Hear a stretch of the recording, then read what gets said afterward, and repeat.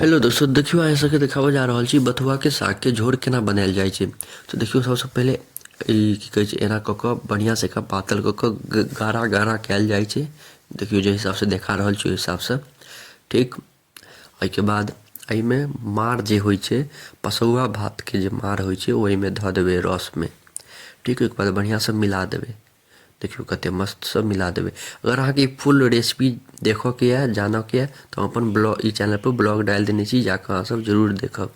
तो देखियो हमरा सबके इम्हर ई आमिल कहै छै, अहाँ सब आमचूर के नाम से जानैत हेबै। तऽ ई एतै एहिमे सेहो खसा देबै ठीक ठीक।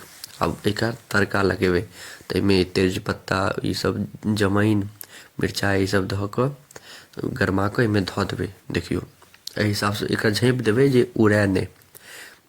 आब एहिमे देखियो कते बढ़िया से पूरा अथी तड़का लागि गेल हेतै। आब एकरा कनी देर खौलऽ देबै ठीक छै। कनी देर तक खौल जेतै तो ओहिके बाद एकरा गैस पर से उतारि लेब। अगर अहाँके फुल रेसिपी स्टेप बाय स्टेप देखऽ के यऽ तऽ अहाँ सब हमर ब्लॉग देख सकै छी, ओहिमे बहुत नीक लागत ओ ब्लॉग। तऽ अहाँ सबके एते देर तक देखऽ के लिए धन्यवाद। देखियो कते मस्त बनलै।